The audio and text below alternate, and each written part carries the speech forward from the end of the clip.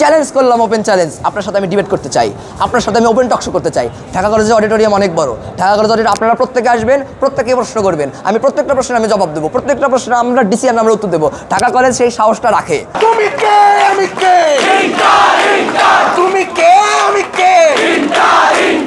18 November press release দেওয়া হয়। সেই প্রেস রিলিজে একটা 5 নম্বরে লেখা থাকে ইন্টারমিডিয়েটের জন্য অন্তর্বর্তী ব্যবস্থা। অন্তর্বর্তী ব্যবস্থা মানে কি বোঝায়? যে স্কুলিং মডেলটা চাই না, সুবিধা অসুবিধাটা কি?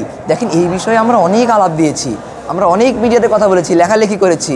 স্কুলিংয়ের সমস্যার যে প্রধান কারণ সেটা হলো দ্বৈত প্রশাসন। যে ধরেন আমার ক্যাম্পাসে আমার প্রিন্সিপাল স্যার আমার হচ্ছে যে লিগ্যাল গার্ডিয়ান, এবং স্কুলিং হইলে কি হবে, তাদের হচ্ছে তখন লেখা আছে স্কুলিং অফ হেড, অর্থাৎ এই স্কুলের হেড যিনি থাকবে, এইখানে যারা লেখাপড়া করবে ঢাকিবির, তারা হচ্ছে যে তাদের কাছে সমস্যার সমাধানগুলো করবে। এখন দেখেন, মন্ত্রণালয়ে যেদিন আমরা গিয়েছিলাম সেখানে এক অনার্সে বড় ভাই বলে 24 ঘন্টায় গবেষণা করতে চাই, আমরা কেন হচ্ছে 40% অনলাইন ক্লাস করব।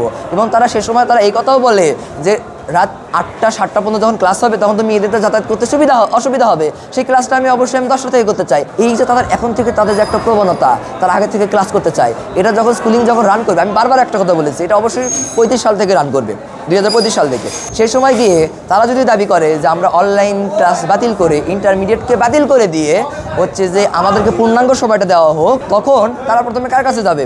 স্কুল অফ হেডের কাছে যাবে। স্কুল অফ হেড থেকে কোথায় যাবে? উপাচার্যের কাছে যাবে। উপাচার্য থেকে কোথায় যাবে? উপাচার্য থেকে আচার্যের কাছে যাবে। আচার্য কে? রাষ্ট্রপতি। আমি কার কাছে যাব? প্রিন্সিপাল স্যারের কাছে যাব। প্রিন্সিপাল স্যারের কাছে যাওয়াতে কি হবে? প্রিন্সিপাল স্যার আমার বিষয়টা দেখবে, ওইদিকে রাষ্ট্রপতি এইদিকে নিয়ে ভাববে রাষ্ট্রপতির ক্ষমতা বেশি নাকি প্রিন্সিপাল স্যারের ক্ষমতা বেশি? রাষ্ট্রপতির ক্ষমতা বেশি। প্রশাসন, দ্বৈত প্রশাসনের যে ঝামেলাটা আশা করে বুঝাতে পারছি।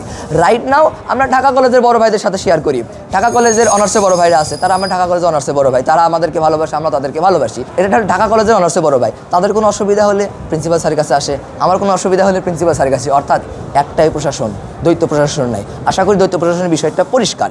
এবং পাশাপাশি বলতে চাই যে এখানে যে 5টা মাত্র সাবজেক্ট আছে দেখা আছে, বাকি সাবজেক্টগুলো কী হবে সেটা নিশ্চয়তা দিতে পারতেছে না। আমরা এটা মন্ত্রণালয়ে বলেছি, মন্ত্রণালয় ঠিক আছে সকল অংশের মতামতের ভিত্তিতেই করা হবে, কিন্তু 18 তারিখে অন্তর্বর্তী শব্দটা ইনক্লুড করে, যার কারণে আমরা আপত্তি জানাচ্ছি। এ পর্যায়ে কমেন্টে বিভিন্ন ধরনের বলে যে কিছু বুঝি না, কিছু করি না, এই কথা নানান কথা আমাদের উস্কানি দেওয়া হচ্ছে।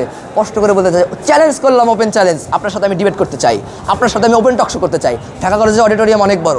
ঢাকা কলেজ অডিটোরিয়াম আপনারা প্রত্যেকে আসবেন, প্রত্যেকে প্রশ্ন করবেন, আমি প্রত্যেকটা প্রশ্নের আমি জবাব দেবো, প্রত্যেকটা প্রশ্ন আমরা ডিসিশন আমরা উত্তর দেবো। ঢাকা কলেজ সেই সাহসটা রাখে। আমরা যদি ভুল হয়ে থাকি এই সাহস আমরা দেখাতে পারবো না। আপনার এই সাহসটা আমরা দেখেছি। আপনারা আসেন, আমরা ওপেন টক শো করবো, আমরা ওপেন ডিবেট করবো।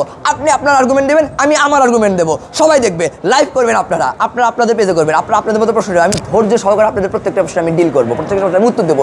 অতটুকু সাহস আমাদের আছে, অতটুকু সৎ সাহস আমাদের আছে যে আমাদের টিচারদের আমরা অবস্থান না আমরা সন্দিহান, টিচাররা কোন দিকে অবস্থান করতেছে। কেন বলছি এই কথাটা আমরা এই কারণে বলছি যে ইন্টারমিডিয়েট নিয়ে অন্তর্বর্তী ব্যবস্থা করা হয়েছে, এত কিছু তাদের ভিতরে আমি কোনো প্রতিক্রিয়া আমি দেখতে পাইনি। তারা কি বিশ্ববিদ্যালয়ে শিক্ষক হওয়ার জন্য কি সন্ধিহান হয়ে বসে আছে, এই বিষয়টা আমরা অস্পষ্ট একটা ধারণা পাচ্ছি। আমরা চাই টিচার আমাদের সাথে সঙ্গতি প্রকাশ করুক। কেন বলছি এই কথাটা? দেখেন, জগন্নাথ কলেজকে যখন বিশ্ববিদ্যালয় করা হয় তখন তাদেরকে লোভ দেওয়া হয় যে ঠিক আছে আপনারা হচ্ছে যে সবাই হচ্ছে যে জগন্নাথ বিশ্ববিদ্যালয়ের শিক্ষক হবেন, পরবর্তীতে আসতে তারা কিন্তু সেই জগন্নাথ বিশ্ববিদ্যালয় গাদ্দারি করে। ঢাকা কলেজের এমন যদি কোনো টিচার যদি থাকে যারা বিশ্ববিদ্যালয়ের শিক্ষক হওয়ার লোভে ইন্টারমিডিয়েটের স্বার্থ দিকে ভাববেন না, তাহলে আমি বলে চাই যে সম্মানের সহিত বলে দিতে চাই যে সময় আছে, আপনারা আমাদের সাথে আসুন, আমরা আপনাদের বাচ্চার মতো, আপনারা আমাদেরকে পাশে দাঁড়ান। আমরা চাই আপনারা আমাদের সাথে সঙ্গতি প্রকাশ করুন। কিন্তু ঢাকা কলেজের যে এই যে তারা যে মাঝে মাঝে কুসুম মিষ্টি কর্মবিরতি, মিষ্টি ভাষা, এগুলো তাদের কি প্রতিবাদের ভাষা বুঝি না। আমরা চাই তারা যেন শক্তিশালী অবস্থান নেয়, এবং তারা যদি শক্তিশালী অবস্থান যদি না নেয় আমরা হচ্ছে যে ঢাকা কলেজে পরবর্তী কর্মসূচিতে আমরা সিদ্ধান্তের মাধ্যমে আমরা জানাবো।